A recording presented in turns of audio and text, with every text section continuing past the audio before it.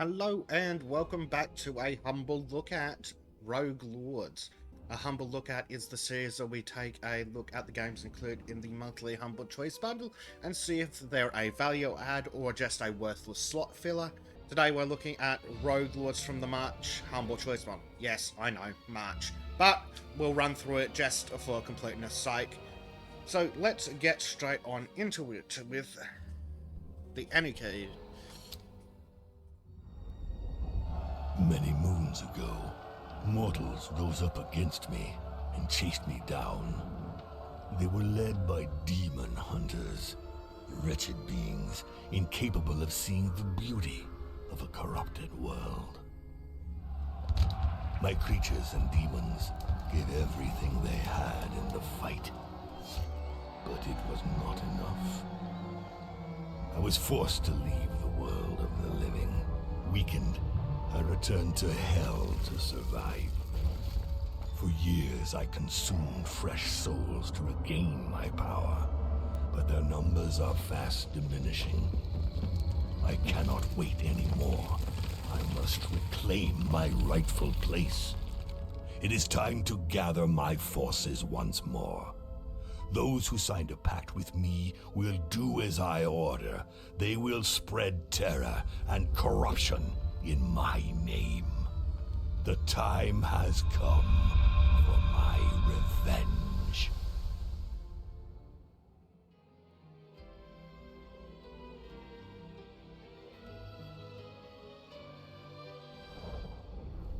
So an interesting little art style we've got there. Going in for a more visual novel-esque kind of animation though. So I guess that reflects the budget for the game, but it's competently done. Doesn't seem to be any issues. So, what do we got here? The Devil's Lair. Welcome to your fortress. From here you can launch adventures from the map of the New World, read about your servants in the Chart of Disciples, and follow your progress on the Altar of Conquest. Let's jump into the map and begin a mission, shall we? Map of the New World. This map depicts the New World. The Demon Hunters put an end to your reign in this region 10 years ago. It's here that you'll choose missions for your disciples in their quest to avenge you. The further you progress in the game, the stronger your adversaries become, and the overall difficulty of the game increases. At the moment, your adversaries are weak, so take advantage of it and hit hard. Launch your first mission, The Awakening. Many years ago, I was banished from the terrestrial plane by Van Helsing and his demon hunters. Since then, I have reigned over hell while awaiting the hour of my return. But things are changing. The souls of the deceased no longer descend into hell. Have humans become more virtuous? Or is there a new force conspiring to usurp my power?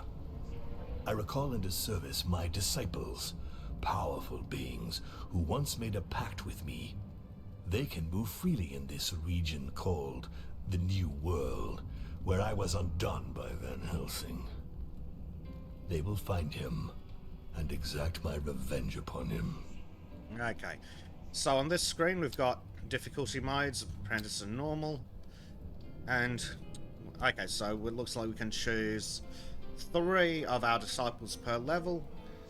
We can choose random ones or we can choose one or have the game choose one randomly. We might as well choose Bloody Mary and launch the mission.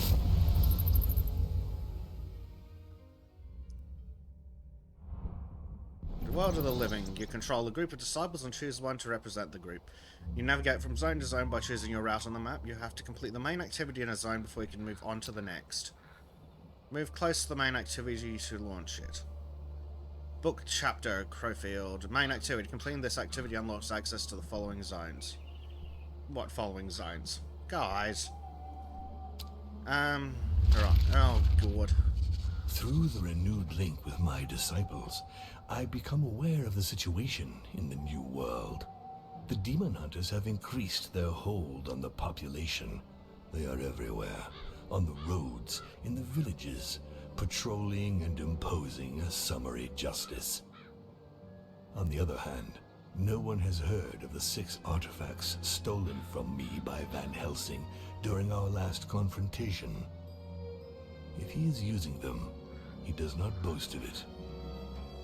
My attention is drawn towards a new religion. The Sanctua Lumen, as it is called, is increasing its hold on humans. My disciples decide to go to one of its sanctuaries in order to learn more. Well, the good news, at least, is the voice acting is very competent, and unlike in a lot of games, it actually seems to match the text displayed word for word. I know that shouldn't be surprising, but that's the state of the industry. So let's see what we can get into. Click map to consult it. The book map shows the zones and paths for 2 chapters. It also shows you the special effects that might affect certain zones during gameplay. The first zone in each book is always the combat. Ah, yep, there we go. Combat. Hover your mouse over a few zones for more details. So we've got a combat, a Styx Fountain, regenerate diabolic essence or purchase negative traits, an event, the Grim Reaper. Okay, stop. This reminds me of some other games, like... What is it? It's not Pop-Up Dungeon, it's... Oh, I am so bad at remembering names, but that, we've definitely seen this style of choose your own adventure before. So let's get into it. God knows if I'll remember the name of the game, but let's jump in, move to the next side. So, ooh. So it's not just a click and the character moves there, it's click and hold. Oh. It's quite floaty, the animation there. But that's a... Move to the next zone. Combat, yes. I'm trying to go there. There, what? Yeah. Diabolic Essence. Our main resource. If you run out, you lose. Essence can be lost during combat, so used to boost your influence over the world of mortals. Condemned Souls. Souls can be won during combat or events. They can be traded to the Grim Reaper to obtain skills, increase the rate of skills you already have, or obtain relics. Terrors. You accumulate events and combats. The terror you inspire grows. Each increase produces a terror effect on the zones on a subsequent night and gives you advantages. For every 4 increases, you gain a level of terror, permanently improving your chance to obtain higher rarity skills, and you receive a relic. Ah dear, so just in time to launch your first combat on a worm eaten chat. So what do we got? A frontal attack gets us terror effect in 1 night. An ambush gets us 1 skill. An attack discreetly, 32 souls. Well, it says to set up an ambush to earn a skill at the end of the combat, so let's do that. I'm terribly sorry, but it seems your time has come. How a turn is played out. At the beginning of each turn, your enemies announce the actions they're going to launch. You have 5 action points to share among your disciples in order to thwart their attack. Once you've finished, your enemies play their announced actions, then a new turn begins with your enemy's announcement of their intentions.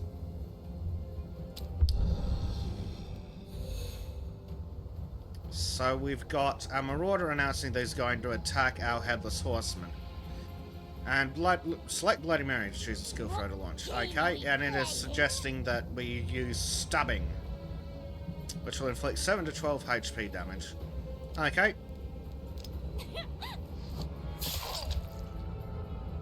All combatants have 2 gauges of health, 1 physical and 1 spiritual. Inflicting physical damage reduces the number of health points, while inflicting spiritual damage reduces the number of spiritual points. To defeat an enemy, you must reduce their health points and spiritual points to 0. And then inflict the same type of damage 1 last time to finish them off.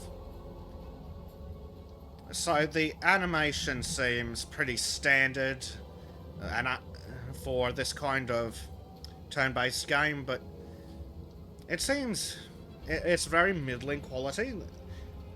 Like I'm yet to see anything bad or incompetently done, but it is very, very. I don't know if mediocre is the right word, but this has definitely been done before.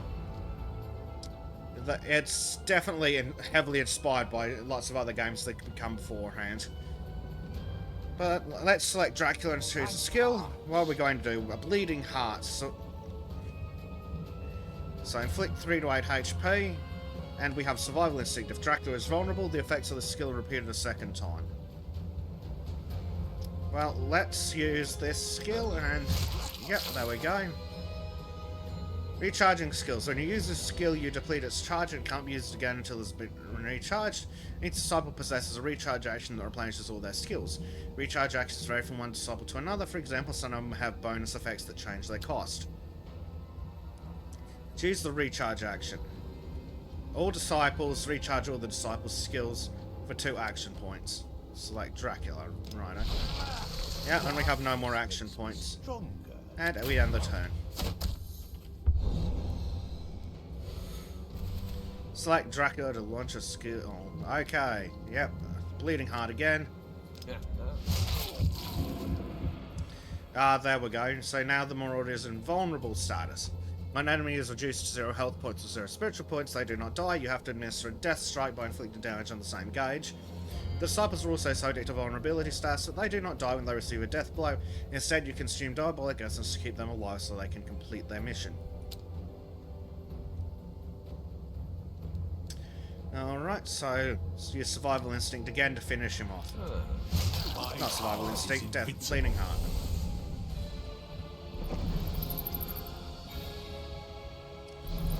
Take everything you can.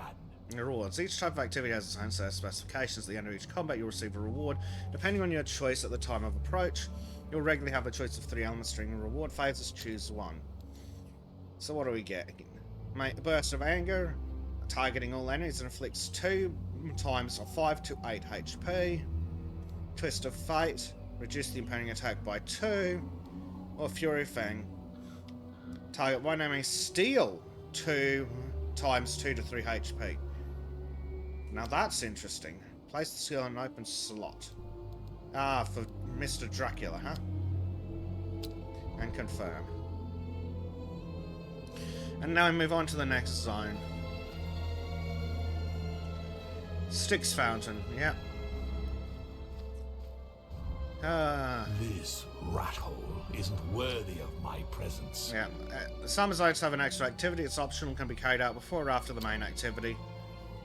Yep, so another combat. Well, let's try it out.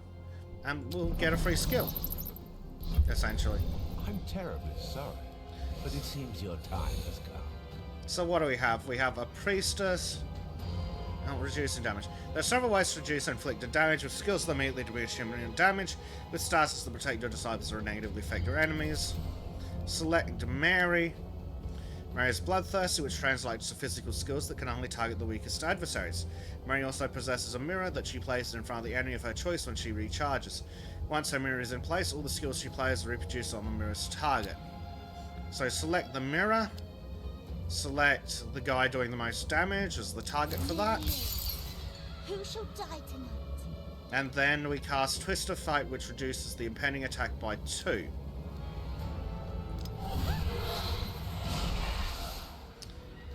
Right, so I guess that means that we get it twice. Fair enough. And now we select Stabbing. Select that enemy again. Stabbing does 7 to 12 HP. And can only target the adversary with the least HP. Yeah, fair enough. I'm going to... Yeah, so we did 7 damage, and then the mirror did another 7, and now we can end the turn. And poor Dracula takes a lot of damage. Which is... So what does the game want us to do? Headless Horseman. The Headless Horseman is a battle-hardened soldier who can take blows and dish them out.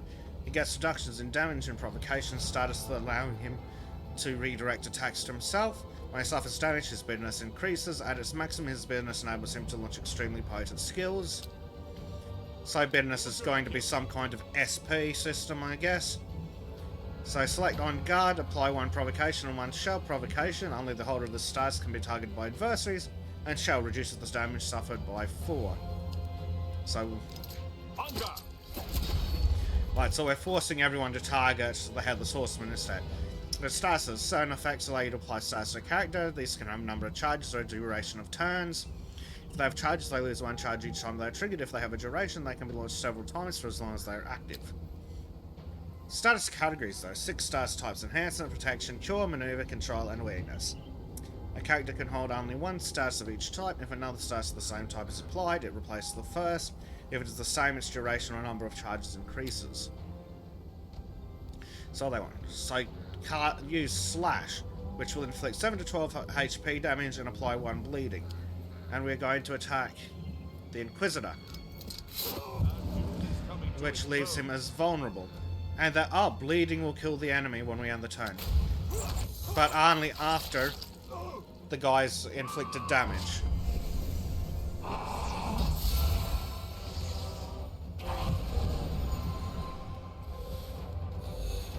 Yeah, Dracula is now vulnerable. Dracula is the leader of men and was once a bloodthirsty warrior. He has earned his longevity by being extremely cautious in potentially deadly situations. This experience has given him a number of skills that benefit his whole team, but when he becomes vulnerable, the warrior reawakens and some of his skills become devastating. So, Bloodlust. Targeting one disciple, applying 2 vampirism and 2 sharpening. Each time, vampirism gives us each time the holder inflicts physical damage, those who heal themselves by 3 to 5 HP. And sharpening gives plus 4 HP damage inflicted by skills. So select Dracula.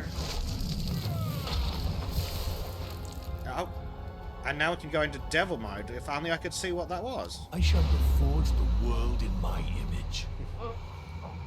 Right, devil mode. The devil isn't held back by the same rules as Morse. He can cheat the interface. This allows him to modify the health point and spiritual point gauges, recharge skills, move statuses around. The only limit to his powers is their cost in Diabolic Essence. One of your devil powers allows you to move statuses between combatants. To do so, grab one of the combatant statuses under its HP and SP gauges and drag it under the gauges of the combatant you want to give it to. Right, so move the Martyr's status to Dracula. Right, reduces loss of HP by 6. I see. Now that's a unique system that we've never seen before. So that's going to cost us 5 Diabolic Essence. Oh, and slide the health point bar to 0 as well. The devil is in the details. Now, okay, we slide to the right, and that's going to cost 5. Confirm the change. Limited to my power is my imagination. And, now Bleeding Heart. And we finish off the Priestess. And we end the turn. Damages to the devil. When a disciple is vulnerable and about to suffer damage, the devil protects it at the cost of as many Diabolic Essences inflicted damage.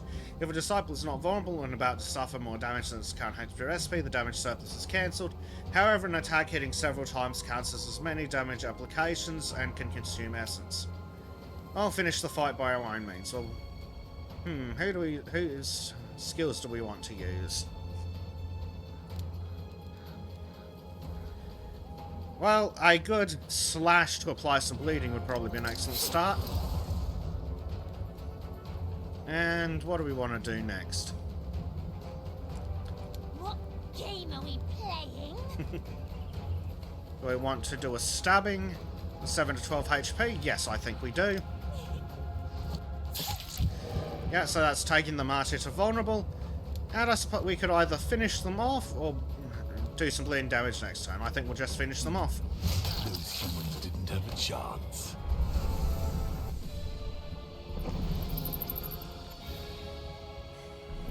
Choose quickly. Evil will not spread by itself. Skill evolution. Skills of 3 levels of rarity. Ordinary, Wicked, and Demonic. When you obtain a skill for the 3rd time, the 3 fuse together to form a skill with the next level of rarity. Afterwards, you'll discover a skill with high rarity for the same disciple. Right, so we can choose who we're going to upgrade and what we're going to upgrade it with.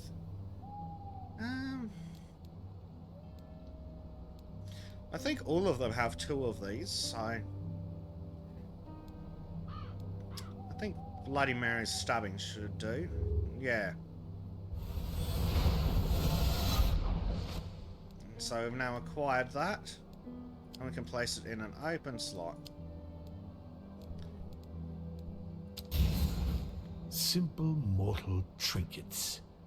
You'd better find a use for them. And now we can get new skills to place it. Fiance's Kiss inflicts 39 HP and recharges the depleted skills with the highest AP cost. Ooh. 7 years bad luck, it does spiritual point damage, and Lunatic Strike Does 2 times 9 to 11 HP, but depletes the skill with the lowest OP cost. Well, the top one, of course. Right, launch an activity. Styx Fountain. You can smell the noxious waters of the Styx even before you see the source. Observe the scene to gather more information. The waters of the Styx bubble up to form in the form of fountains at certain spots spread around the world. You can use its waters to regenerate your diabolic essence or purge your disciples' negative traits. Click on the interactive element to interact. Wow, that's a phrase, isn't it? You can only withdraw energy from this source one time, but your disciples assemble around the altar There's awaiting nothing your like orders. the vile waters of the Styx to invigorate me. Choose healing. I Replenish your feel my strength. strength increasing. Yes, 20 diabolic essence. Come on.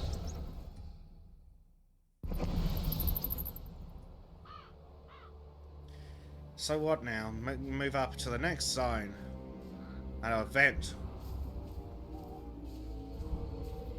This forest isn't so terrifying. Not Tortured yet. Tree. An event. Who do we choose to send? The selected disciple will undertake the socials test and receive a trait at the end of the event. Well, it's telling us to choose the Headless Horseman. So what? Medium. Plus 2 temptation, 1 spiritual damage, 6 max spiritual points. Okay. What are my orders? If you insist. Your disciples stumble upon a young man shooting at a straw target with the crossbow. He startled and notices them and points the weapon in their direction. Click anywhere to see the next path of text. You're a bit light, man, with that. Apprentice Demon Hunter. You are. I recognize you. My master told me about you. You're the Devil's emissaries. I'm going to annihilate you and become a legend in my own time. I'll be the greatest Demon Hunter ever. Despite his boasting, the kid can barely hide the fact he's shaking his boots. You could almost feel sorry for him, but his naivety annoys you. There must be a way to use him to your advantage. Observe the scene to gather more information. The kid already fancies himself the new Van Helsing, even though he's never looked evil in the face until a few minutes ago. The time has come to let him taste the secret horrors only you know. Click on the interactive elements. Oh, the fuck. Now the Horseman looks the kid up and down suspiciously. Choose your storyline. As events unfold, you'll have to make choices that influence how the story progresses and the rewards you'll receive. Certain actions are social tests, and passing them depends on your disciples' characteristics. The actions that require a test have great potential, but unless you cheat, you take the risk of failing them. Go into devil mode to cheat. Let's get down to business. Slide the success gauge to 100%, Reality is but a toy to me. and increasing it by 20% will cost 5 of our demonic essence. My power is absolute. And we will terrorize the apprentice. You give the orders, I carry them out. Headless Horseman infiltrates the apprentice's mind to make his worst nightmares come true. Shadow creatures begin crawling on the ground around him and over his skin. Anything goes when it comes to accomplishing my mission, even magic, says the Headless Horseman. Blade May says, more, I want to see more. Headless Horseman, it's the soldier's due to master all the weapons in his arsenal. Not my head, but it'll do. Headless Horseman receives the following trait, Assassin. +2 stealth and +2 physical damage. It's for me. Bloody man, oh my god, that... that pitch, who the hell did that voice line? Bloody Mary receives Chilling Gaze, +3 Chilling Gaze, +3 Scare, +1 spiritual damage, and +4 max health It's points. not my head, but it'll do. Headless Horseman receives the following trait, Discreet, +2 stealth, +4 max health points. Disciples' reactions. Disciples sometimes react after some social tests. Depending on their temper, each disciple has more or less chance to react positively. Reaction can either only involve the disciple who just passed the test or be a conversation with another member of the team.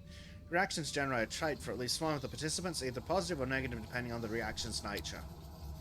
Living with terror, the apprentice hunter tries to kill them, but they are only illusions and he can't even touch them. Finally, he falls to his knees before your disciple.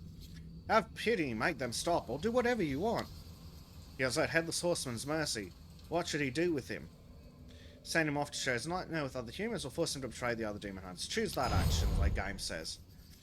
Headless Horseman explains to him the only way to make the creatures disappear is by killing the other demon hunters he knows. Without a second's hesitation, the apprentice takes off running for the closest demon hunter refuge. It won't be long before the souls of those accursed upstarts are among your subjects. Souls rotten with vice. Oh, they shall be very useful. 300 souls. Excellent. I'll need those for the next one, where we... Not my head, but it'll do. Atlas Horseman receives the following trait: medium, +2 temptation, +1 spiritual damage, +6 spiritual points. Traits. Traits are permanent and affect the social and combat characteristics of the disciple who obtains them. Your disciples can also receive negative traits when they fail social tests or show negative reactions during events. Negative traits can be purged in the fountains of the Styx. Open the spellbook. The spellbook. Disciples. Main page of the spellbook shows you the current state of each of your disciples, including skills, combat and social characteristics, traits, and relics. Turn to the second page of the spellbook, the devil page. On the second page, the spellbook shows you the relics you possess that are not linked to a specific disciple and details your demonic powers. Yeah, so we can add or subtract HP or SP. We can remove vulnerability status from a combatant. Move a status or swap two of the same category. We can recharge skills. We can add or subtract 30% chance of success from a social test. We can create a portal. Or we can replace one secondary activity with another. So what do we got on the map? Yeah, Grim Reaper and book chapters, and then we can choose which route we want to go. I see.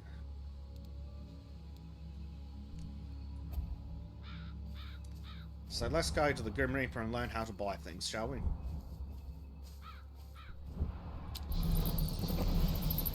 In a secret meeting place hidden from mortals, your disciples meet with the Grim Reaper. It's time to do some business. Oh, we can examine the scene. Numerous eyes observe you from underneath the Grim Reaper's hood. You have no idea what he does with all the souls he collects, but as long as he respects the deals he makes with you, it's not your concern. So we click on the Grim Reaper. The conductor of souls finally deigns to show himself. Don't make him wait. The Grim Reaper offers you skills and relics in exchange for souls. He can also increase the rarity of a skill you already possess. But to do so, he needs to keep the skill until the next time you meet him. Yeah, so we have 340 souls. Buy a skill. What do we want? We could probably use Bleeding Heart for Dracula. Or, what was that? The Slash for Atlas Horseman. Or possibly both if it'll let us. Yes, because we've increased the rarity.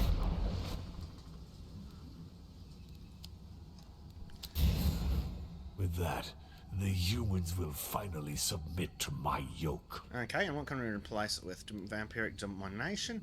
Apply to Exhaustion, remove protection, +2 damage to disciples. Bloodlust. Apply to Vampirism, apply to Sharpening. Or Bite. To inflict 12 to 16 HP and recharge the last skill played this turn. I think we've already got a Bloodlust, so we probably would pay to get another one so we can increase that later. Buy a relic. So what's this? Zephyr. The holder begins combat with 2 haste, which automatically recharges the skills used. Atlas Horseman receives the following relic. Relics, even more than skills, relics are powerful assets that help you progress. Though they can be obtained from the Grim Reaper during certain events, the surest way to get them is by defeating elite adversaries. One way to upgrade the rarity of skills is to leave it to the Grim Reaper. The skill you leave will not be in your disciple's inventory anymore. You can find a reminder of that skill next to the minimap. The Grim Reaper will return the upgrade skills to you at the beginning of your next visit. Upgrade a skill. Oh. So what would we want to... skill would we want to upgrade? We might as well send off that Bloodlust. What is going on here? If only I could see the status of this damned thing behind the bloody box. Right, game developers, don't hide UI elements behind your stupid bloody tutorial messages. Fury Fang or one of the Bloodlusts. We'll send off a Fury Fang. Yes, go for it. And this encounter. No, I don't want to. I want to increase slash. No, let me... Oh, for fuck's sake, game. Yeah, another issue with tutorials is when they won't let you do shit that they don't demand. Like, this not allowing me to purchase more skills is ridiculous.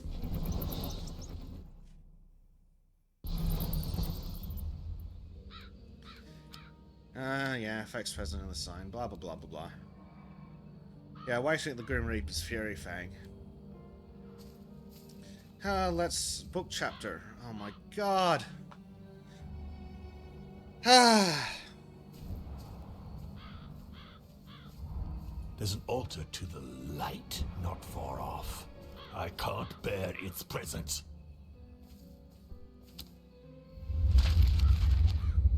My disciples enter the Sanctualumen sanctuary and determine that it has well and truly replaced the old religions. Priest and warrior monks trained to fight the creatures of the night. Vampires and werewolves rot in silver cages. My disciples swoop upon this new enemy, and soon lifeless bodies litter the sanctuary's floor. A handful of survivors are charged with spreading the word of my return. We then leave for the last known bastion of Van Helsing.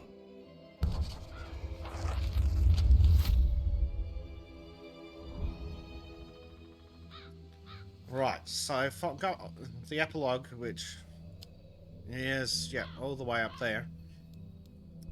Is where we find Van Helsing. I don't know if I will go through and spoil more of the plot. We've been through a bit of combat, we've seen the tutorials. Actually, yeah, that's probably the smart thing. Let's try another combat, and then we'll leave it at that. Now, you see a number of pyres along the road. It looks as if those who practice witchcraft were persecuted relentlessly in the region. It won't be... will pay for that. Oh, I didn't even get to read that. For fuck's sake. Humanity is rising against you. The following effects will affect the zone situated in 2 nights. Upon arrival in the zone, the relics in your store are deactivated until you leave the zone. Oh, boo fucking you. Okay, so at least it tells you where it'll be.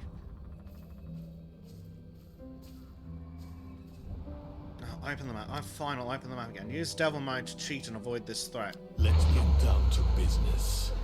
Select the zone you want to create an access portal. But I don't want to, for fuck's sake. Railroading tutorials are such a pain in the ass. Fine. The dice were loaded from the start. Let's take the demonic portal. Oh, it won't become active until you've completed the main activity. Well, what's the bloody point in that, then?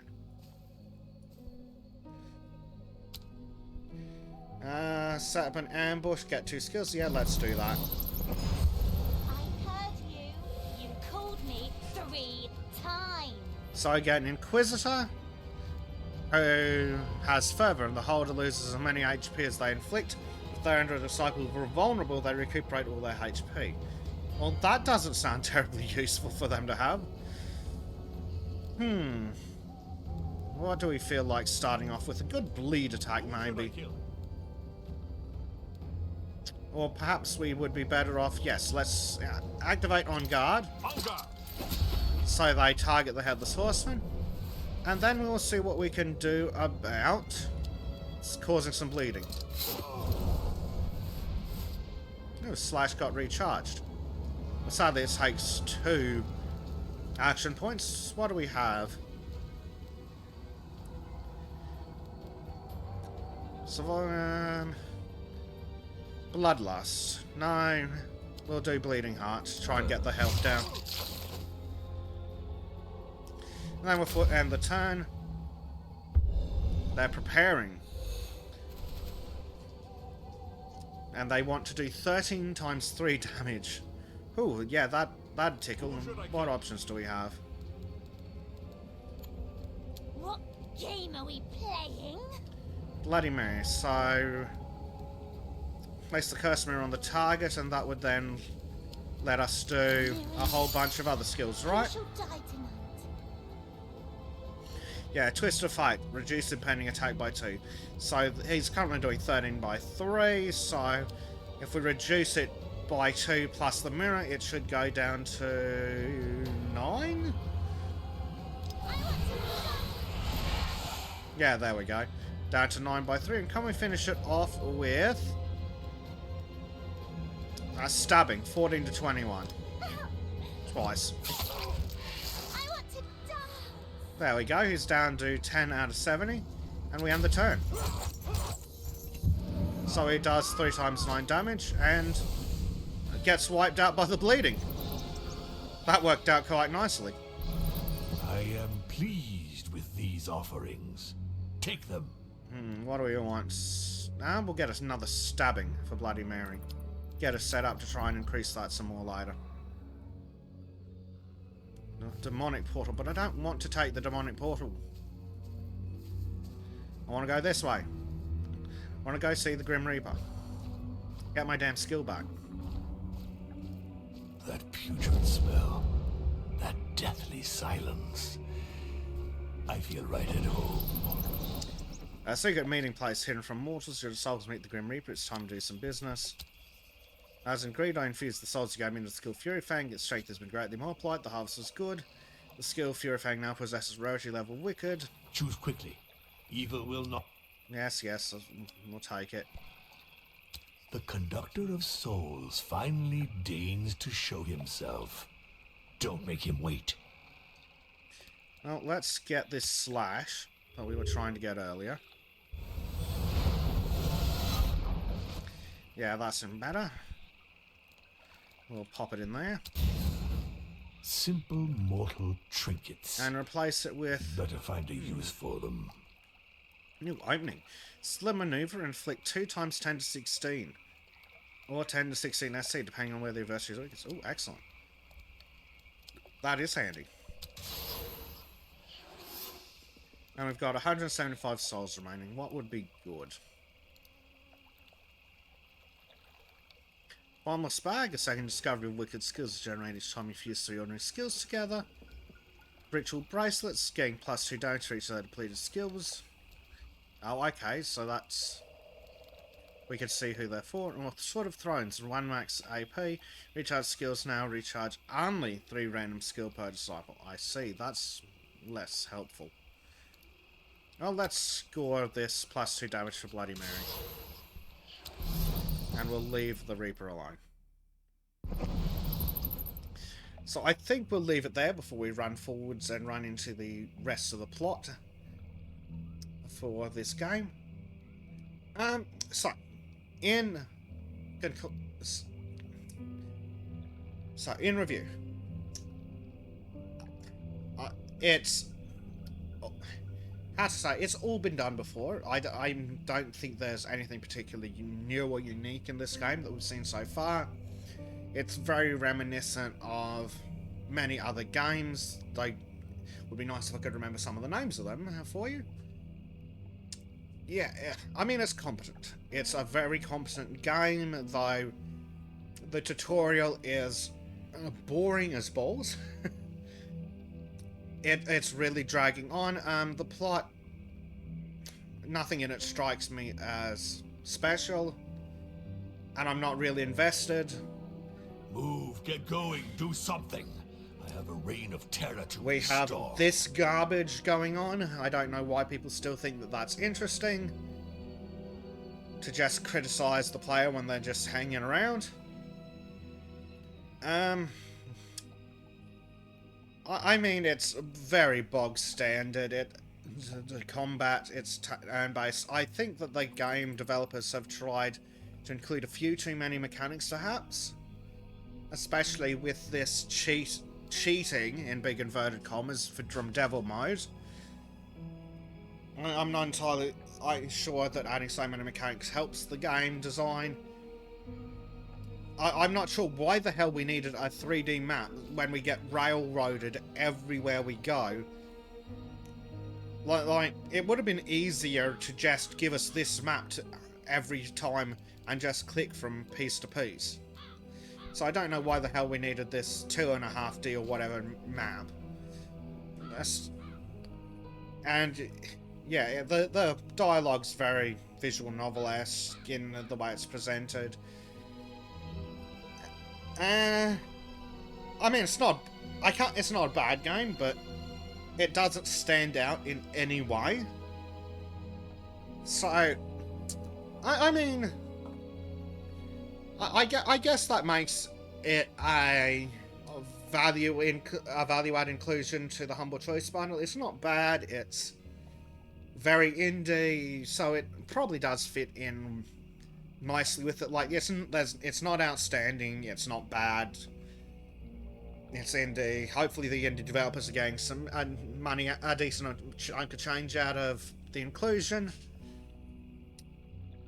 But yeah, I think it shows why it's in the bundle.